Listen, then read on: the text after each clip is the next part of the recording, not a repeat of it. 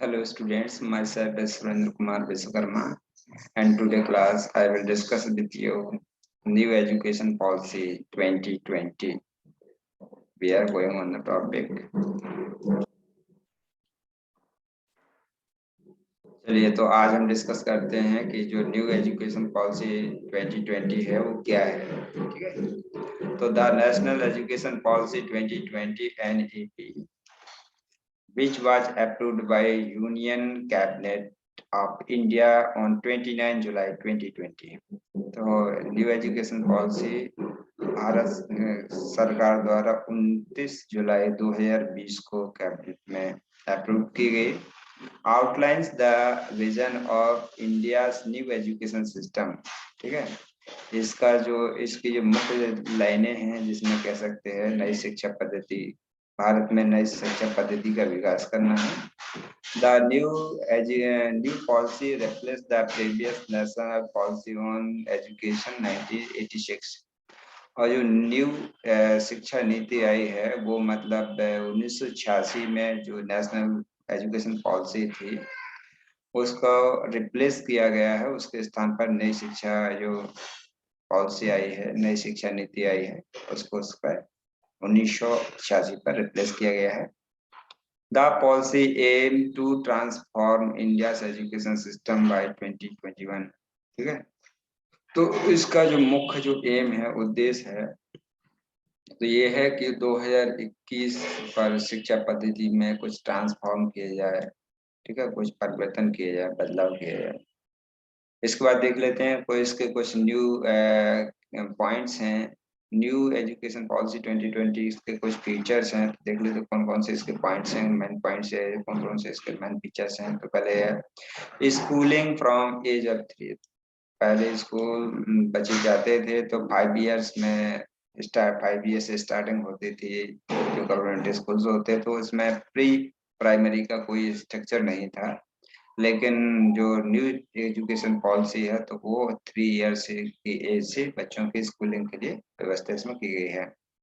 इसके साथ ही साथ जो एजुकेशन स्ट्रक्चर है नया 2020 का, तो 5-3-3+4 है।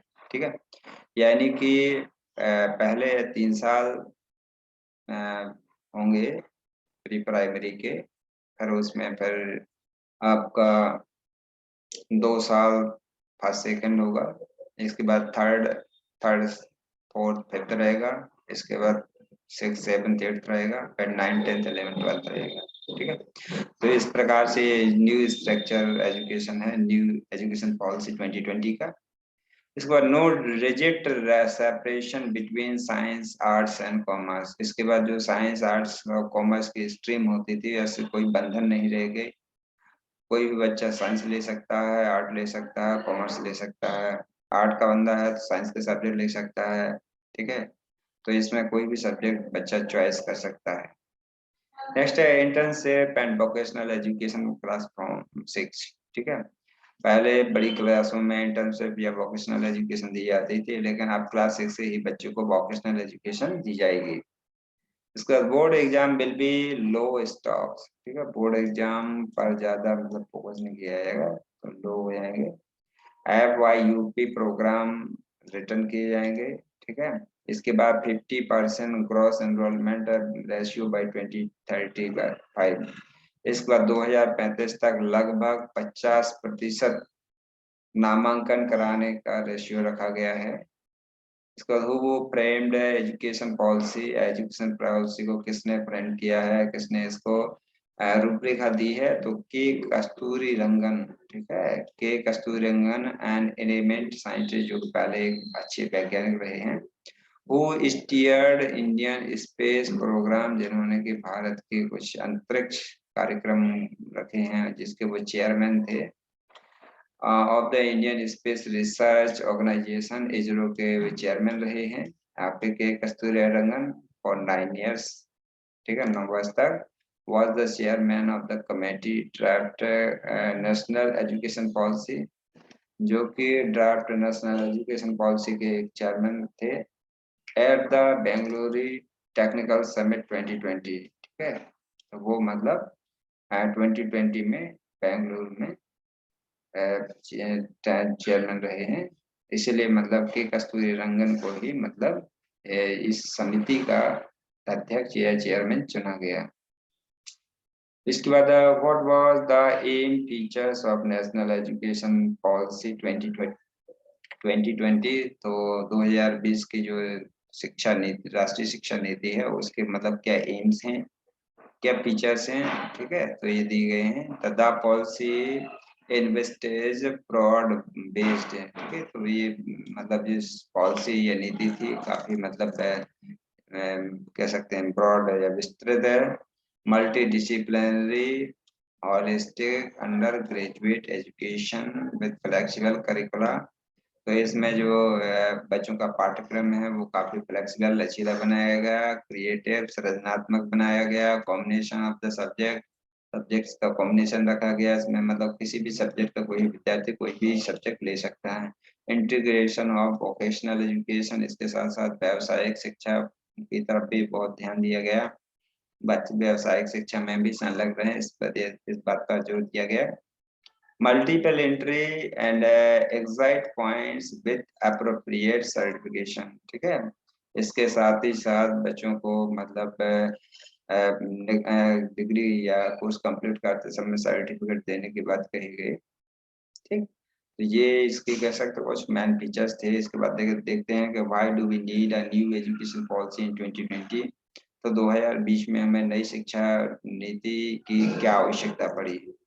तो हम देखते हैं Modi government announce the new education policy which brings about several major reform in education in India. तो मोदी सरकार ने अनाउंस किया कि जो 2020 में नई शिक्षा में जो कह सकते हैं नीति है वो कई अनेक बड़े बड़े मतलब उसमें सुधार किए जाएंगे। PM Modi said that this reform would transform the leaves of the millions of Indian, और उन्होंने बताया कि ये शिक्षा पद्धति है जिसमें सुधार किए गए हैं वो भारत का लाखों भारतीयों के जीवन में सुधार लाएगी। Among the major reform, the 10+2 structure in the schooling system has been replaced by 5-3-3-3-4, ठीक है, और ये 10+2 स्ट्रक्चर चलता था उसकी जगह पर 5-3-3+4 का स्ट्रक्चर रखा गया है। इसके बाद देख लेते हैं इज एनईपी 2020 गुड, ठीक है, तो इसके मतलब कह सकते हैं इसकी क्या गुड्सनेस है, क्या इसकी अच्छाई हैं, क्या इसकी मेरिट्स हैं। तो क्या ये अच्छी है, तो कह सकते हैं yes the NEP has some very good parts, ठीक है, तो ये कह सकते हैं जो नई शिक्षा पद्धति आपकी 2020 आई है उसमें बहुत सारी चीजें हैं जो बहुत अच्छी हैं। It is include pre school education, तो इसमें प्री स्कूल एजुकेशन की बात कही गई जो अभी तक नहीं कही गई थी। Into the main education structure, जो मेन एजुकेशन स्ट्रक्चर था उसमें प्री प्राइमरी स्कूल की बात नहीं की गई थी, लेकिन इस जो 2020 एनईपी है इसमें प्री स्कूल एजुकेशन की बात कही गई है, तो ये इसका मेन पॉइंट्स है। दूसरा है another good things is focus on the NEP on the all around flexible in course structure, इसके बाद सभी कोर्स में और फ्लेक्सिबिलिटी की बात कही गई है, लचीलापन बनाया गया है, यानी कि कोई भी विद्यार्थी कोई भी सब्जेक्ट ले सकता है। But then this was suggested by the Kothari commission, ठीक है, लेकिन जब इसे कोठारी कमीशन के सुझाव पर इसको पारित किया गया। अगला देखते हैं नेगेटिव्स ऑफ एनईपी, कुछ मतलब इसके डिमेरिट्स हैं, क्या डिमेरिट्स हैं। India has the problem of disturbing student teacher ratio. Bharat में पहले से ही जो शिक्षक और विद्यार्थियों के बीच में जो रेशियो की समस्या रही है, कहीं विद्यार्थी बहुत ज्यादा होते हैं, शिक्षक बहुत कम होते हैं। सो introducing mother language in academic institution for each subject is a problem. इस प्रकार से कह सकते हैं कि जो मातृभाषा है वो एकेडमिक संस्थानों में एक सब्जेक्ट के लिए कहते हैं समस्या है। This is simply because finding a competent teacher is a challenge eight times, ठीक है, ऐसा इसलिए है क्योंकि जो शिक्षक है वो मतलब काफी कॉम्पिटेटिव समस्या को इस समय ये चुनौती को फिल कर रहा है। And now the challenge is to bring study material in mother language. इस प्रकार से जो मातृभाषा में जो स्टडी मटेरियल है उसको पाना भी एक मतलब कह सकते हैं बहुत बड़ी चुनौती है। तो ये इसके कह सकते हैं कुछ डिमेरिट्स थे, इसके साथ साथ मेरिट थे। क्या क्या नई चीजें इसमें जोड़ी गई हैं, कौन कौन से इसके फीचर्स हैं, ठीक है, कौन इसका चेयरमैन था और इसको कब लागू किया किया गया, जैसे 29 जुलाई 2020 को लागू किया गया। ठीक, तो ये थी आपकी न्यू एजुकेशन पॉलिसी 2020। ठीक है, यदि आपको क्लास पसंद आए तो सभी लोग लाइक एंड सब्सक्राइब करें। Thank you.